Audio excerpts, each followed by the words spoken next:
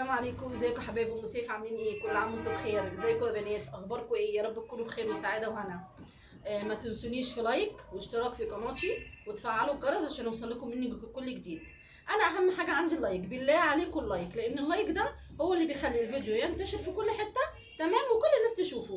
مش طالبه منكم اكتر من كده، وتشتركوا في القناه وتقولوا لي كومنت حلو على الفيديو بتاع النهارده وعلى كل الفيديوهات ان شاء الله اللي انا هنزلها لكم. تمام.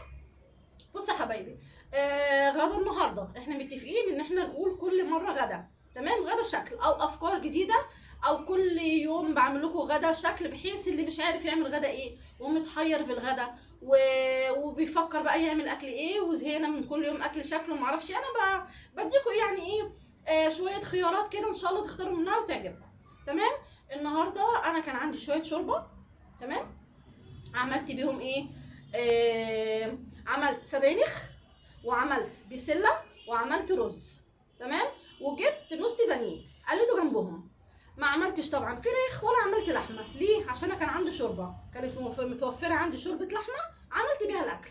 ما عندكيش شوربه مش مشكله خالص، يعني كل واحد على حسب امكانياته حبايبي. في ناس بسيطه جدا وفي ناس ظروفها بتبقى ضيقه جدا وبتعمل الاكل يوم بيوم وبتعمل الاكل على قد جدا. ما عندكيش شوربه، مش معنى ان انا ما اطبخش، لا اطبخ مفيش اي مشكله. انا دلوقتي ما عنديش شوربه، بعمل الاكل بماجي فينفوز مفيش اي مشكله. الماجي فينفوز حلوه، بتدي تيست عالي جدا وجميله في الاكل. بتعمليها بميه وبماجي فينفوز.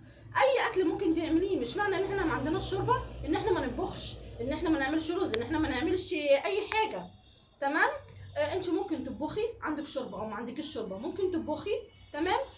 ممكن تعملي بانيه او فراخ او لحمه، معاكي تعملي اعملي، ما معكيش تعملي ما تعمليش. تمام. مش شرط ان انت يكون في فراخ ولحمه، كل واحد على حسب امكانياته وكل واحد على حسب ظروفه. تمام يا حبايبي. النهارده انا عملت السبانخ دي ازاي. انا بحبها بالرز، ما بحبهاش بالحمص. تمام. انا عملتها ازاي؟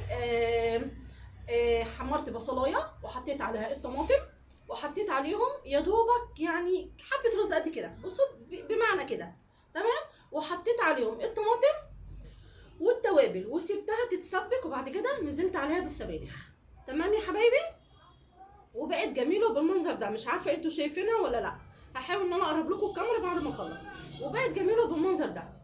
دي السبانخ، تمام، بقى طعمها جميل وبسم الله الله اكبر، جميله جدا، وانا بحب اعملها لاولادي ياكلوها بقى غصب واقتدار، لان ولادي مش بيحبوا الطبيخ على طول، فانا بحب اعمل الطبيخ عشان ياكلوها. بنتي بتصور عماله تضحك عليا.